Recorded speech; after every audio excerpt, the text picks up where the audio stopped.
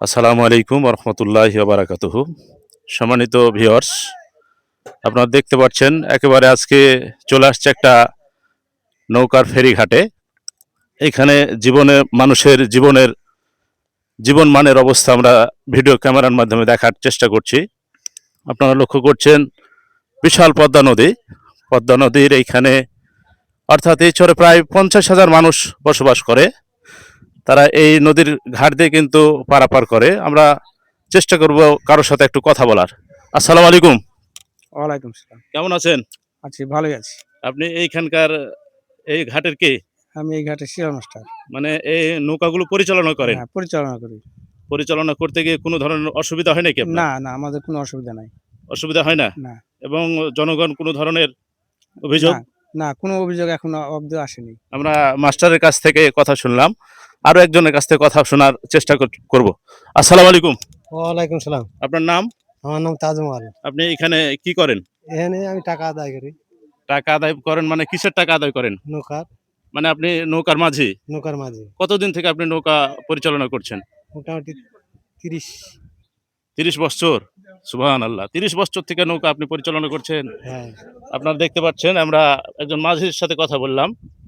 পাশাপাশি আরেকজন ভাইয়ের সাথে দেখি কথা বলার চেষ্টা করি। এখানে নৌকার উপর বসে আছে।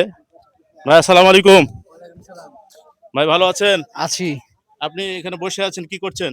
নৌকা বাছি, মানে আপনিও নৌকার মাঝি? নৌকার মাঝি। আ কতদিন থেকে নৌকা পরিচালনা করছেন? আমি হ্যাঁ। ২ বছর আনি। এই যে নৌকা বাহাচ্ছেন, নৌকা বাহাতে গেলে কোনো অসুবিধা? না, অসুবিধা নাই। এই যে দেখছি আকাশ বা বৃষ্টি, মানুষ তো যাতায়াত করতে বা নদীতে অনেক ঢেউ হতে পারে। সেই ক্ষেত্রে আপনাদের কি কোনো লাইফ সাপোর্ট আছে? আছে, দিয়েছে। লাইফ সাপোর্ট দিয়েছে। এগুলো হ্যাঁ। আপনারা সবসময় ব্যবহার করেন না ঘরেই রাখেন? আছে। আচ্ছা ঠিক আছে, আপনারা লাইফ সাপোর্ট গুলো ব্যবহার করার চেষ্টা করবেন। ওয়ালাইকুম আসসালাম। ভালো আছেন? আছি কোথায় আলহামদুলিল্লাহ। যাবেন আপনি? বিদুপুর হাট। মানে সপ্তাহে কয়দিন যান? আমরা এখন বয়স হয়ে গেছে বাবা, মাসে কোনদিন একবার যাই, কোনদিন মাসে দুবার যাই, এই এরকম যে যাই। ঘাটের যাতায়াত ব্যবস্থা আপনাকে কেমন লাগে? এখন বর্তমানে ঘাটটা বাতিল হওয়ার পরে এখন মোটামুটি ভালোই লাগছে। খুবই ভালো লাগে খুব ভালো লাগলো। এবং স্বাচ্ছন্দ্যে পারাপার হতে পারে। হ্যাঁ, আচ্ছা। কোনো ভাড়া টাড়া অসুবিধা নেই। বেশি টেশি নাই নাকি? না, না, ভাড়াটা বেশি দিছি না। আপনারা দেখতে পেলেন আমরা যাত্রীর সাথে কথা বললাম এবং অনেক যাত্রী এখানে নৌকার উপর অপেক্ষা করছে। সরাসরি নদীর মাঝে নৌকার উপর অবস্থান করছি। নৌকার উপরে যাত্রী প্রায় 100 জন হবে।